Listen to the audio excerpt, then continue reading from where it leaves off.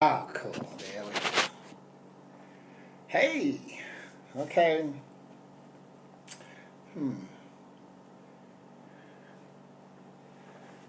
All right. Trying a new camera angle, by the way. So far, so good. Let me just move that. Yeah, if I sit back, I'll be fine. Good. Hey.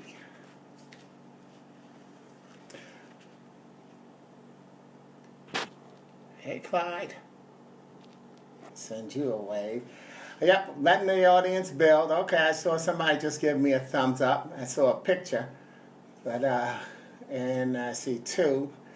Hope all is well with you. Letting Facebook build the audience. We'll start at 12 noon on the dot. Okay. Hey, Doreen. Oh, my God. Now, you know what, Doreen? It's funny. You just gave me a flashback. Remember we used to do reading the cue cards? Who would have known that would end up becoming my profession, huh? What's up, my brother Kwame? Hope you're in there cooking, making the meals, do what they do. All right. Hey, Jackie. Oh, you're back. All right. You know it. Okay. One of my original Glue Wednesday people. Love you, Jackie. Family all the way. Yep.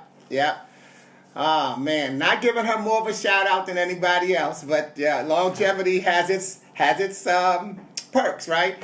And all of us have been family. What time? Now I can't see the time because of all of this stuff on there, but I know I'm gonna start at 12 on the dot, so I'll figure that out. I'll feel time. In fact, when it hits 12, just put 12, and because right now I'm letting Facebook build the audience. You know it. Oh yeah. And life, by the way, for life, Life, lessons intended for everyone. Everything you do is going to get you a lesson. Hey, Rob, wow. Man, it is good to see you. That's my family, from way back in my Wall Street Journal days. Joe is doing better, right? I'll double check on his site, but I know that on his page, but I know that he had been having a good recovery. So always in prayer, with positive prayer for him. So glad to see you on there as well, Rob. All right. Okay. Somebody tell me what time it is. Is it 12 o'clock? Because with all you would have thought this thing would still show my clock for me, but it does not. So because I'm using the phone angle this time, because I found out that for some reason my computer is not allowing me to make the tape. You know what I always say, I'm tech functional, not literate. I can make technology work, but if I'm your IT person, you're in trouble, because I'm the type of person that's going to tell you, well, did the blue thing did that, and did you click on that dot, and will this work? That's how I tend to make it work. So not always possible. I'm hoping, even though a good friend of mine, it's 12 o'clock? Okay, thanks, Jackie. Because a good friend of mine who kind of inspired me or impacted my decision for my choice of topic today is celebrating his birth anniversary, which is what I call a birthday, which I got that term from my mother. She said, you only have one birthday. Everything else is an anniversary of your birth. So I always, if you've ever gotten a birth wish from me, it's to always say happy birth anniversary. Because it's another year, another 365 that you get to enjoy this blessing. But this guy, his name is J-A-H, Small. And he was one of the people who sent me a referral on a topic that he wanted me to touch on. So for instance, last week, he had said that he wanted me to talk about mental health in the black community. And I had also gotten a request to talk about rejection. So what I had done was last week I opened my discussion by using rejection and mental health by saying that I would discuss mental health as a universal issue rather than a black community issue, and connecting some of its roots to the lead topic, which last week was rejection. So this week I decided to turn that around, because what I said I wanted to do was a 3-week session on coverage of the topic. And so this week I decided to turn it around and reverse the issues and make mental health first and then rejection, how it feeds into rejection. And what I found information that makes actually discussion of mental health more than just a generic issue. And that I do need to focus on its impact on black communities. So my source, which stuck me in quicksand with the vast amount of information that they had listed, is an organization called Mental Health America, and their site, I'll post it. It's mentalhealthamerica.net. Mental Health America works nationally and locally to raise awareness about mental health. They believe that everyone at risk for mental health issues and related disorders should receive early and effective interventions. They state that historically, communities of color experience unique and considerable challenges in accessing mental health services. So once I read that, I said, oh, wow. I said, okay, I because of course I didn't mean to trivialize the issue, and I mentioned that last week, but I just thought that inspirationally, since I'm not given a clinical or a clinical description or diagnosis about mental health, that I would make it everyone needs, we are all dealing with mental health issues, which we are, but I am going to focus on the African American community as requested because of the information that I found. This site has loads of factual data, so again, I would recommend that you go to it because I won't report it all like the news, but I like to point out some of the more shocking ones to me, which I've also identified as usable segues toward what I hope I do is in terms of offering hope as a solution. Yet I'm also reading them in hope that this awareness may answer some questions and more importantly push you or someone you know towards seeking information, because understanding leads to understanding. And so we do have to, hey coach, we do need to understand the mental health issues, in this case specifically in the African American community. And as we understand more, we can spread that understanding out to different communities. And again, it's always about pulling that puzzle together and recognizing that we're all connected. So here's some of the stuff that I found on the site. First of all, they broke it down into 7 different areas. So the first one was the demographics and the societal issues. As of 2010, 55% of all black people live in the South. 18% lived in the Midwest, 17% in the Northwest, and 10% in the West. You'll see why it all makes a difference.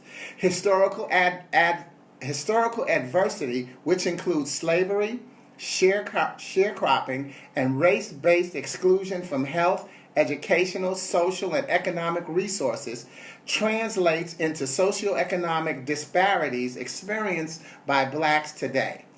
Socioeconomic status, in turn, is linked to mental health. People who are impoverished, homeless, incarcerated, or have substance abuse problems are at higher risk for poor health. Now, despite progress made over the years, racism continues to have an impact on the mental health of blacks. Negative stereotypes and attitudes of rejection have decreased, but continue to occur with measurable adverse consequences. Historical and contemporary instances of negative treatment have led to a mistrust of authorities, many of whom are not seen as having the best interests of African Americans in mind. So just in terms of the demographic and the societal issues, you can see how, first of all, we need to be careful of what or not be careful, but be more understanding of what the blanket title of mental health means. It's a lot of times, as we'll see earlier, a lot of times people just want to decide, oh, that means someone is crazy. Well, not necessarily. A mental health issue, which is why I went on and connected the two topics. Rejection is a mental health issue, but self-esteem is a mental health issue. one of my favorite TV shows, Law and Order, SVU, rape is a mental health issue. So there's a lot of stuff covered under there. So don't think that you can just tune out and not feel that you're a part of the situation, because it does cover a lot, Jackie. Yeah. In fact, I was with some friends this weekend, and we were talking just about bullying. Now, bullying can lead to a mental health issue, because what does it do? It could lead someone to suicidal thoughts. It could lead someone to being overly introverted as a way to try to not be expose themselves to certain things. And it was interesting, but she was talking about, again, we hear bullying and we think about this person beating up someone else. We tend to think about the bully more than the bullied. And so we think about the bullied as a victim, and we see the bully as almost puts him or her in the place of the victor. And so what I said to her, I said, well, yeah, bullying is important. I said, but we also have to recognize that there's the concept of being a popularity bully. And she said, what? I said, yeah, see, technically, I said, I was a popularity bully when I was growing up in school. But see, we didn't look at it that way. But the class clown is a popularity bully because they say things and have other people laughing at someone else and technically, hurting their feelings, which is what we are dealing with now as we've made bullying such a campaign. The athletes, the top athletes in school, all schools had the king and queen of the prom, most likely to succeed. All of these types of people were in a category called popularity bullying. So again, get as much information as possible. One of my principles is always saying, control your vocabulary. Don't let your vocabulary control you. So when you hear certain words, don't decide that there's only one meaning for that word. Don't go on and become a part of the subliminal stereotype of deciding, oh, well, this is what they're talking about and this is where I stand on that. Sometimes just take a little more time and get some more information. Like you say, Jackie, there's always a reason behind everything. And as we like to say in the study of bullying, that some bullies bully because they've been bullied. And it becomes a domino effect. And that's as much as I don't like to say a vicious cycle, I prefer to talk about a victorious cycle, because if we really understand what God is doing, we recognize that we are just having victories after victories, because we get challenge after challenge, storm after storm. Remember my concept that I always like to talk about, that I heard an Air Force chaplain once say, that the real moral behind the story of the Three Little Pigs was not what type of a house you build, but the fact that the storm is coming. The real moral of the story behind the Three Little Pigs was not what type of house you built, but the fact that the storm was coming. And have you given yourself for the storms that you've been through? Because once you get through one storm, there was another storm waiting for you. You're in a storm right now, and there's another storm waiting for you. See, the storm doesn't have to be extremely obvious. When the sunshine is there, we thought, oh, good, I'm out of a storm. But what's happening during the sunshine? Well, the water is starting to evaporate up into the clouds. A storm is brewing and preparing. What we get is a break between storms. So that's where we want to make sure that we capitalize on that break and store up some positivity for when the storm comes. Okay? Now, let me get back to the topic at hand. So I just told you about the demographics. Then there's the prevalence. According to the United States Office of Minority Health, adult blacks are 20%. Now here again, this is what shocked me. Adult blacks are 20% more likely to report serious psychological distress than adult whites, when we tend to think that because of the stigma that they would not report it. And then also adult blacks living below poverty are 3 times more likely to report serious psychological distress than those living above poverty. Now that one didn't attach a race to it. So I'm thinking that when they say adult blacks living below poverty are 3 times more likely to report serious psychological distress than those living above poverty, I think they were actually in that case comparing blacks who are living below the poverty level and blacks who are living above the poverty level, and or obviously blacks, but anyone below the blacks below the poverty level and everyone who's above the poverty level. Okay, so, sometimes you have to really look into statistics and see what they're talking about, and then also in terms of the prevalence, adult blacks are again more likely to have feelings of sadness, hopelessness, and worthlessness than white adults.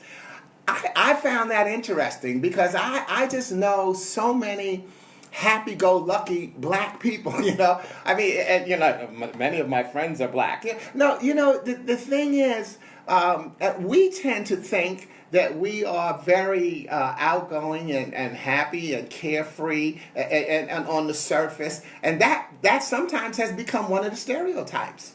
That black people are, back to the old days, was it shiftless and lazy, and now sometimes it's perpetrated as perpetuated as careless, always want to party, and see, so that statistic really shocked me, to say that adult blacks are more likely to have feelings of sadness, hopelessness, and then that big one, worthlessness, than white adults. It's interesting, but understandable. And finally, blacks are, we go from more likely to less likely than white people to die from suicide as teenagers, though black teenagers are more likely to attempt suicide than are white teenagers. 8.3% versus 6.2%. Interesting statistics that the black teenagers are more likely to attempt suicide. If I were to, by the way, give you a suicide update, one of the things that you want to do in terms of the terminology, we don't use the term committed suicide, because commit has the connotation of successful, and there's nothing successful about taking your life, and also how that impacts the feelings of the families who have now lost a loved one. So if you get a chance to talk about suicide, use the term took their life by suicide. It's not they committed suicide. They took their life by suicide. And also in terms of the suicide facts, there you go, Ja. I already gave you a shout out. Happy birthday anniversary, man. And we're talking about the issue that you would send forward. But if in terms of suicide, for instance, women attempt suicide more than men, but men have had more deaths by suicide because they use much more lethal means of the attempt. So those are the types of facts. But again, blacks are more likely than white people to die from suicide as teenagers, though black teenagers are more likely to attempt suicide than white teenagers. And finally, in terms of the prevalence, blacks of all ages are more likely to be victims of serious violent crime than are non-Hispanic whites, making them more likely to meet the diagnostic criteria for post-traumatic stress disorder, PTSD. And blacks are also twice as likely as non-Hispanic whites to be diagnosed with schizophrenia. So again, there are two topics, PTSD and schizophrenia, that we tend to know come under the umbrella of mental health issues. Those are some of the top ones. But again, as it goes on with the research, you start to see how those connect. So the being victims of serious violent crime can move you toward the need to meet that diagnostic criteria for PTSD, and which a lot of times people only want to associate PTSD with the military, but I speak with the military, and I always joke with them, and I tell them, I say, look, you don't have the market cornered on PTSD. It's post-traumatic stress disorder, and it could come from something traumatic happening in your life. Again, look at your vocabulary words and recognize that anybody can have that trauma. And the trauma is what is defined to them, not necessarily what's defined by you. And yeah, and I love that comment, Jackie. A lot of times they go hand in hand, which, by the way, sometimes hand in hand doesn't mean a perfect fit. Sometimes the hand is imperfectly fit. And that's the problem. See, if we have the right grip, we have the chance for solution. Because if you're holding someone's hand to let them know that you support them, you got a better chance of leading them away from the tragedy. So again, see that you can be a part of the solution, because you are, but based on your understanding. So I am going to post this site, by the way, because there's a lot of information and I would love for you to go and check it out. Treatment issues, and this is how that connects. Right, not just the military, okay? Treatment issues, stigma and judgment, and this connects to that last fact I gave. Stigma and judgment prevents blacks from seeking treatment for their mental illness. Research indicates that blacks believe that mild depression or anxiety would be considered crazy in their social circles. Remember I mentioned earlier about being crazy? Furthermore, many believe that discussions about mental illness would not be appropriate even among family. See, so there's that stigma, and we've all said, "Oh, you crazy," and no one wants to be called crazy. I'm going to be offering a solution, by the way, a little later in that. Josh Small, you've been challenged since 1991 with PTSD. God bless you, and thank you for sharing that with us. Okay. Thank you, Coach. Glad to be truth. Okay, so treatment issues, the stigma has an impact on your treatment issues. And in fact, I don't worry about waiting until I get to it, because I did have it written down. Let me move on, okay? Attitudes is another caption, and attitudes are related to the demographics. So I already discussed the demographics. The demographics being the 55, which I'm a part of the 55% of blacks who live in the South, but I was also in the 18% lived in the Midwest, and the 17% I lived in the Northwest. I just haven't lived in the West yet with the 10%. But the demographics impact your attitude. Go and read about that, but you actually know about it already, because different parts of the country, people think differently. One of the things that I tend to notice, because being a New Yorker, right, I always laugh. I said, man, New Yorkers, we have the best basketball players in the world. We got some bad basketball players. But how come if you look at the NBA, you'll find that there are more people from rural areas than there are from New York City, and not just rural, but more New York City natives do not make up a large majority. I'm going to have to look that number up of players in the NBA. But I would tend to bet and make a theory when I looked that up that a lot of people from inner cities are not in the NBA. But let me just go back to New York, because what I know about New York is that, see, there are more temptations and distractions for a ball player in New York than there are for someone in Iowa or Indiana. You know what you see what I'm saying? You see how that makes sense? Your regional habitat does impact how you fit into the numbers. So because we may have to, the Rucker League was world famous. It had some bad ball players, but a lot of them never went to the NBA. Because even at the Rucker, there could be someone, a drug addict, not a drug addict, but a pusher, a dealer. A lot of times they were, big faces in the crowd and drew a lot of attention. But again, it's not knocking it, but that's really just the way it goes. So your location makes a difference in your attitude. Please read the demographics. Access and insurance. Again, the ongoing disparities in access to care and treatment for mental illnesses have also persisted over time. Reading more of the demographics. And finally, the educational materials, because I do like to make sure that we get focused to the solutions, or at least toward what can lead to a solution.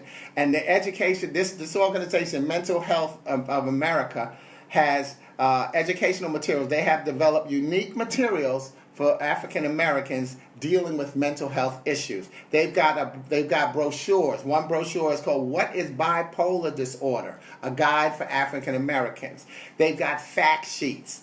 And they listed two: bipolar disorder and African Americans, as well as clinical depression and African Americans. Then what they also did was they listed 9 different tests that you can take online. And these are quick tests. I did it, so I recommend it. But here, let me tell you, they've got 9 tests. They got a depression test, eating disorder, anxiety test, addiction test, psychosis, parenting, youth, and work health class. Here's what the tests are for. They're all quick answers that give you a non-clinical or official diagnosis, but gives you a segue into seeking if you may need it. The depression test, you would want to take that one. It's for individuals who are feeling overwhelmingly sad. I took that one. That one is also related to rejection, and I scored minimal, none, very few symptoms. So minimal depression, none or very few symptoms. So it gives you a nice quick answer, by the way. The eating disorder test, I didn't even take that one, but the eating disorder test can help explore eating-related concerns that have an impact on your physical health and overall well-being.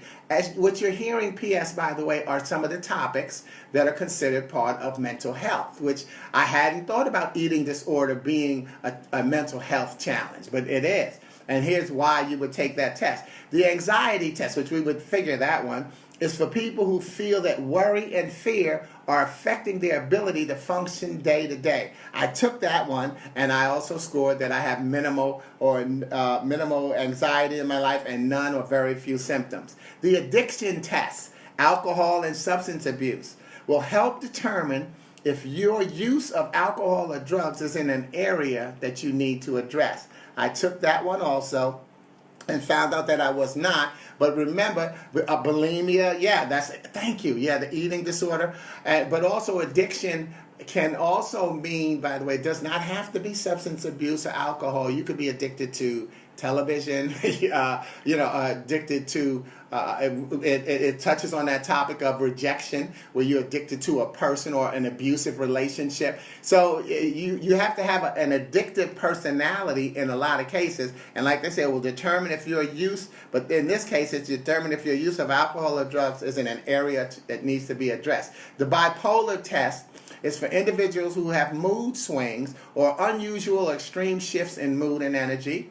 The youth test is for young people aged 11 to 17, TV, 11 to 17 who are concerned that their emotions, attention, or behaviors might be signs of a problem. And how many kids don't feel that way? A lot of times in our teens, we tend to worry about our emotions, our attention, or behaviors might be signs of a problem, when in a lot of cases they're really not. But it's a good thing to take the test and see if there's something that you need to be concerned about. So, and parents, you can take your test as well as have your children take their test, because there's a parent test. It's for parents of young people to determine if their child's emotion, attention, or behaviors might be signs of a problem. So maybe you take it first and then they take it and then you'll discuss it. Or, find a way, because it's always great to have a way, an outlet for having conversation with your children.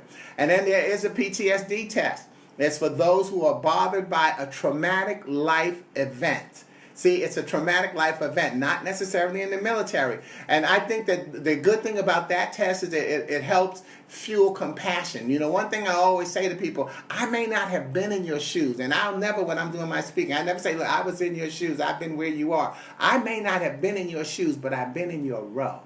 Because we're all going through and have been through something. So, again, be conscious of the words you use, because a lot of times, I know I turn off when someone says, I know what you're going through. I turn off because immediately I say to myself, no, you don't.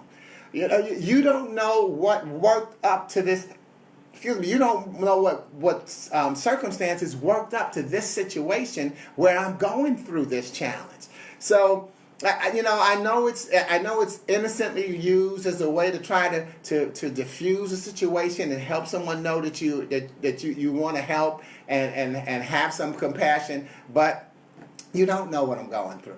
You don't know what anybody's going through. You have never been in their shoes. However, rest assured that you've been in their row and that you still are. So we're all going through something. 2 more tests. The psychosis test is for young people ages 12 to 35.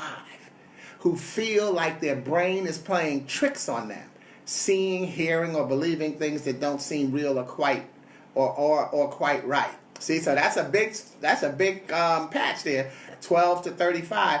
And a lot, and I know I felt like my brain was playing tricks on me, so I did take that one. But again, I got that no, I didn't have that problem. And finally, hey Kenneth, the health Spurs in first place. Notice that the work health survey is a screen to explore how healthy or unhealthy your work environment is. See, it's not. Sometimes your issues are external, but you internalize them. So your work environment could be part of your mental health issue. Wow, Kevin, you came on right at the right time, because I know you like talking about mental health issues. But the work health survey is a testing phase, and every screen taken helps us better understand mental health in the workplace. So that's their message on this. So go to that site, and again, I'll post it, but it's, what is it? It's mentalhealthamerica.net.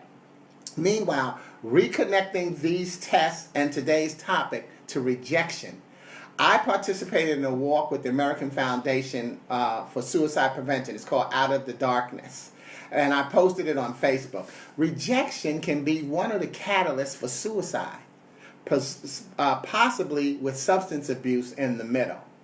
Now, normally I don't like to quote people when I feel that my opinion is valid. But in this case, I want to quote Liris Cross, Liris Cross, Crosse.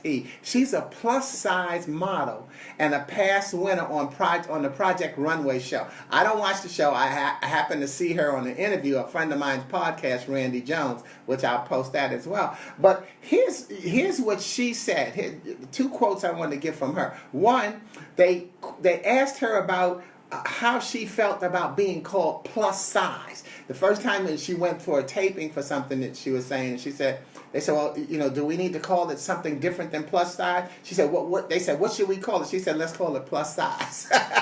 She said, why? She said, because I'm plus sized. And she said, and actually the average size for women is 16. So, again, we get caught up in that stigma. Oh, I'm on plus size. I must be huge. No, the average size for women is 16. So that was one of the things she said. But then on rejection, she said, I face enough rejection in my professional life, so I don't want it in my personal life. And she laughed. And then she went on to say, I try to accept it as a fact that what is meant for me is always going to find me. In the moment, being rejected may hurt. However, you need to have a forgetful memory and move on. I have to focus on doing my part and let God really handle it. So, that's what she said. I try to accept it as a fact that what is meant for me is always going to find me. And that's one of the reasons I specifically did wear this t-shirt today, my faith t-shirt. And a lot of you know that's one of my favorite F's is faith, F-A-I-T-H, feeling as if there's hope. Recognizing that the only thing you cannot do, which rejection has, is give up. You cannot give up. And on the back it says, when one door closes, go for the windows. The cliche is when one door closes, another will open. But that might not be your door. And so you have to recognize that you have to constantly find ways to put yourself in position to have a choice, because you've made a lot of good choices in your life. We tend to focus on the bad choices. So faith, feeling as if they help. And I also made this color, and as you can see, the ribbon, the green ribbon in the middle. October, there are a lot of different cancer awareness months, but included in October is Liver Cancer Awareness Month. And so the green ribbon is for liver cancer. I also learned that it's for cerebral palsy. But I had specifically chosen this color to memorialize my mother, who died in 2007 of liver cancer. And so with every purchase of this shirt in the green, I give a donation to the American Foundation on the American Liver Foundation. What is it called? The American Foundation on Liver Research. So it's again. That's one of the things that I think you should do if anybody's interested in going into the speaking business, is you have to be your message. And I'm not saying wear your products all the time, but this is my message. I am someone that people know when I talk about faith that I mean it. When I say, when one door closes, go for the windows, that's how I keep showing my positive attitude. And am I positive 365, 24/7? No. But I'm positive more than a negative. I'm up more than I'm down. I'm going forward more than I'm going backwards. And there's nothing wrong with reframing that every now and then and just step back and take a look at your work. Look at the success that you have. Look at the storms that you've gotten through, and give yourself credit. Trust your track record, laugh at your lack record, because whatever you didn't have, technically you probably didn't need to have it at that moment, because you're still here to prove it, okay? So when we add it all up, I've got 2 poems that I want to share with you to close this thing out, Semi. And one of them is called, it's in my book, I Found Out I'm Dying, A Celebration of Life. About the fact that physically we're all dying from the day we're born. Get over it. See, we tend to it has a double meaning in it as well. See, a double lesson. We tend to get caught up in the headlines. I found out I'm dying. Oh my God, he's got cancer, he's got terminal something, he's going to die in the middle of this Facebook Live broadcast.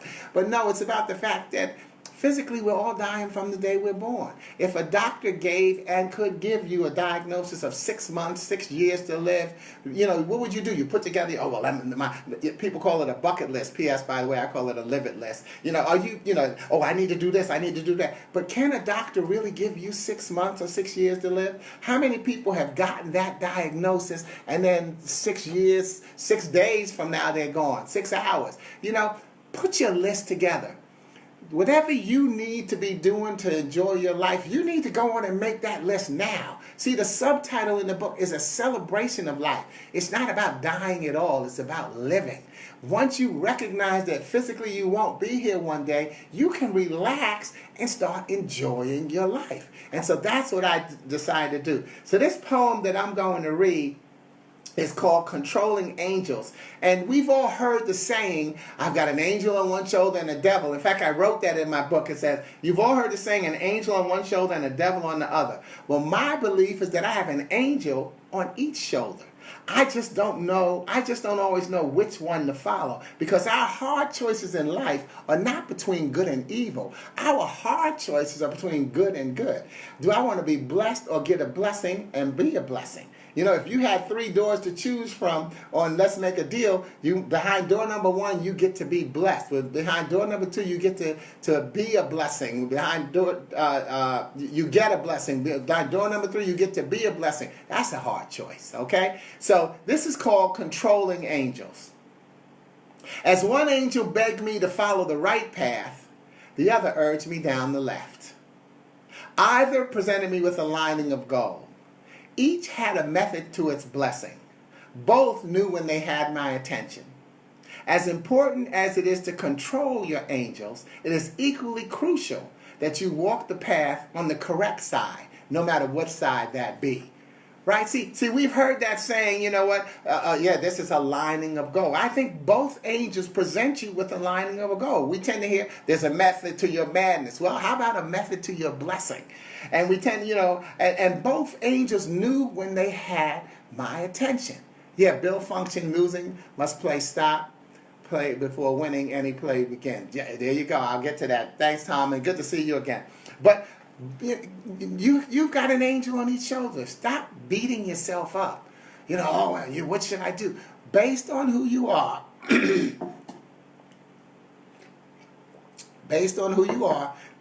determines the facts that you ingest and that become a part of your life and who you grow to be. So you have to make sure that you control your angels. And talk to your angels and yourself. Remember earlier I said when we talked about somebody being crazy, but I always say, people say, well, you know what, if you talk to yourself, that's fine. Just don't answer yourself, and then you're crazy. Well, I say answer yourself. Because if you don't answer yourself, that's to me, that's what makes you crazy. Because who would better know the answer than you? Remember, there's 3 sides to every story, yours, mine, and the truth. And if you're talking to yourself, you know all 3 sides. So who better to answer the question? Talk to yourself. But here's what you need to be saying to yourself.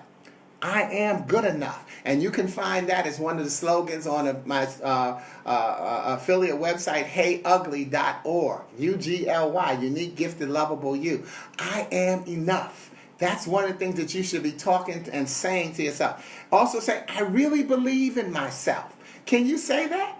I really believe in myself. Here, beauty is in the eye of the beholder. You're beautiful. See, I have that in a wooden postcard that I bought in a souvenir shop one day, and I have that over my mirror in my bathroom. Beauty is in the eye of the beholder. You're beautiful. And so I constantly want to feed my spirit and tell myself. That's also something I recommend is have signs around your house of what you believe. Pictures are beautiful things to have, but words tell you and remind you of who you are and what you believe in and why you posted them. So beauty's in the eye of the beholder. I'm beautiful. And then here's my final one. I like myself. See, we don't tend to always say, I like myself. I think, and that's the cherry on the cake. We'll say, well, I don't like the way I look. I don't like the way I feel. But how about saying, I like the way I look. I like the way I felt when I said it. I like how I look in this outfit. I like how I handled that situation. See, that's subliminally telling ourselves and our spirit that we like us. So like yourself so that you can love yourself and have something to share. One of the things that I do is I send postcards. I have 22 nieces and nephews. 16 of them are on my postcard list. And I send them the postcards. I don't necessarily, from wherever I travel, I don't send it from the place. I send them 2 or 3 at a time in an envelope. And I always just write a one-liner on the in the postcards. And sometimes I make them a subliminal affirmation because I always just write one-liner. So sometimes I'll write, I am important. I am an important member of the family. I am smart. So guess what? Do you see the subliminal message in there? As they're reading the postcard, they're talking to themselves. See, so I don't always say be smart. I write I am smart so that they can read. And I try to tell them read the postcards out loud so that they can say it to themselves. Find ways to do things like that to build traditions in your family, okay? And so the final poem I want to read is called Inner Blushings. Because I think it's so important, I think that we touch children's lives through refreshing adults. So this is called Inner Blushings. Yesterday I touched the heart of a child. I expected to. That's my job. And he had no idea how he touched mine. He came to me because he couldn't talk to his parents. So I took the time to be his mentor. Instead, he thought my smile empathetic. I gave him food for thought. I shared my experiences. Instead, he thought my advice philosophical. I let him know I believed in him. I marveled at his wisdom. I acknowledged his maturity. Instead, he thought my embrace reassuring. Yesterday, I touched the heart of a child. I had to. That's my life. And he had no idea how he touched mine. He didn't expect to. A lot of times, children don't expect to touch our lives. But that's because sometimes we give off the information, or the feed, the vibe that they don't touch us. All they tend to hear is these damn kids of today, and these kids just. You need to let kids know that they make an impact in your life, and we do it when they're very young. But then we stop doing it around that teenage year where they're going through peer pressure issues, where they've decided they're a little smarter than you. And you have to upgrade your disciplinary actions. Yeah, come on, parenting is tough. Please, give yourself credit, but don't back out of your child's life. Still find a way to talk to them. And again, find resources and make it work. And remember that the resources are generic, so you've got to massage it to make it work for you. Because we touch children's lives through refreshing adults. So as I close out, I want to say again, mental health and rejection are closely related. But what I want to do is, I don't know if you know, there's a TV show. I know Jackie talked about TV being her addiction. I've got certain shows that I'm addicted to, and I've got a new one that I'm getting addicted to. It's called Friended by God. It's like a Facebook, or God friended me. One of those. Yeah, God friended me. Now, if you watch the show, let me give you a spoiler alert. What you can do is put your screen on mute right now. But before you do that, because I'm going to tell you about something that happened in this last episode that I think wonderfully touches on the topic today. And when I'm finished telling, I'll do the thumbs up to let you know that you can unmute your phone, okay? Unmute your screen. But if you don't want to hear about what happened in this Sunday's, what was that, October 26th episode, or 27th, whichever it was, then go on and put your screen on mute. And then I'll give you the thumbs up to let you know that I'm finished talking about it, and then I'll close out, okay? Okay, you got it on mute. Those of you who aren't on mute, if you haven't watched the show, a spoiler alert is you still got to watch it for yourself because you got to see it build up. But there's a story, and it touches on mental health, because what it is a story about a young white girl who is dealing with alcohol abuse because she was in a car accident with her sister, with her older sister. And she got pulled out of the car accident, but the car, unconscious, and the car blew up with her sister in it. And so she's now dealing with the fact that she's upset that the last thought she had, the memory she had of her sister, was an argument they had in the car before the crash, where she felt her sister didn't like her lifestyle because she had already been drinking, so her sister didn't like her lifestyle, etc. And that was the argument that they had. So giving you the short version, so she's dealing with alcohol, and she ends up in the hospital, I think twice, based on getting beat up or something like that because of her drinking. What happens in the wonderful part of the story is the guy finds out and lets her know, because the news reported it wrong about who pulled her out of the car and who was the hero. Somebody else saw what actually happened, and she was able to find out that, as it turns out, it was not a stranger who pulled her out of the car to safety, but her sister, who she thought didn't like her. Her sister had pulled her out to safety and gone back to the car to get the phone to dial 911. And while she was dialing 911 to report the accident, the car blew up, and that's when the sister died. So now having that closure was what helped the young girl. And again, see, that's a mental health issue.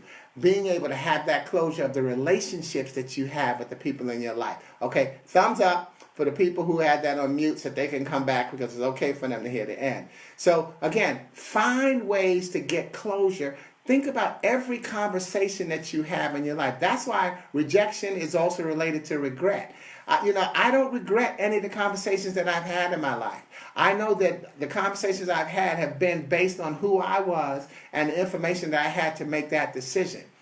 I believe that I slowed down because I'm a calm person. I slowed down enough and thought about what I wanted to say. Maybe it didn't come out the way I had intended it to, but it should be what I believe.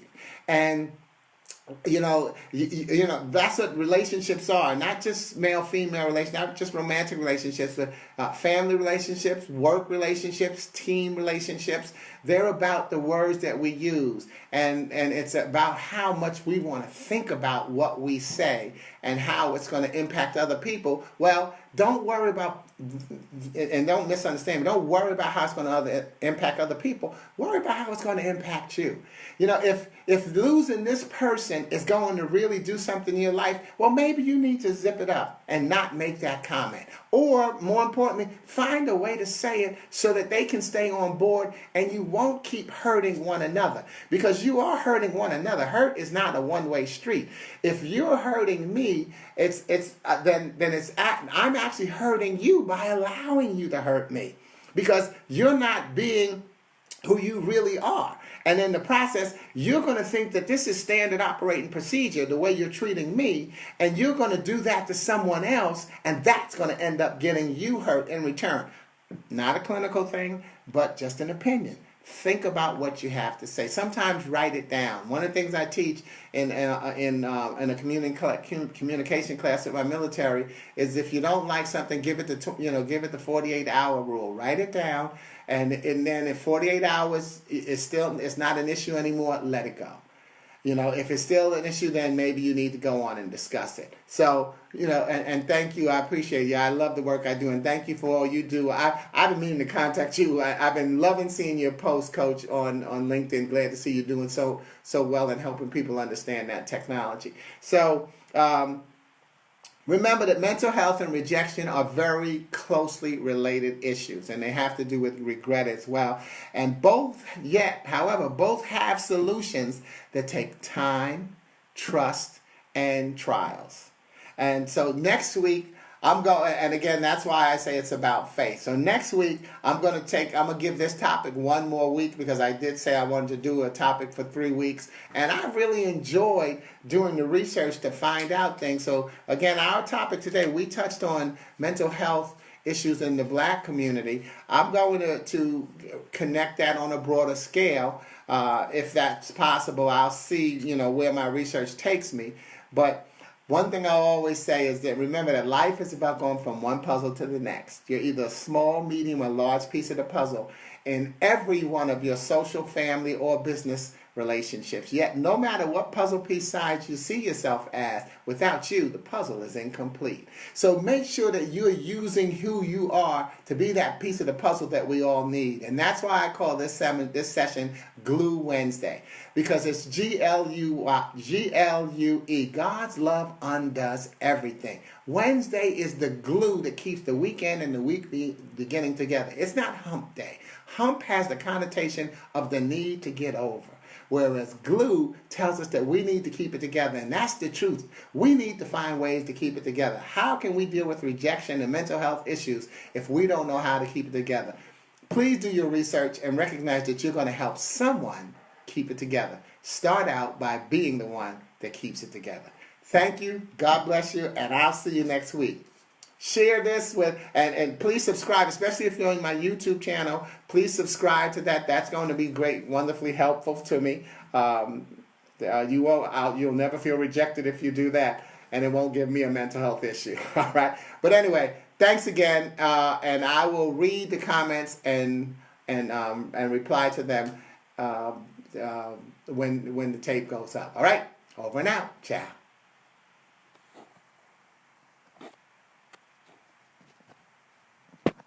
You can see that it ain't clicking, it ain't finished.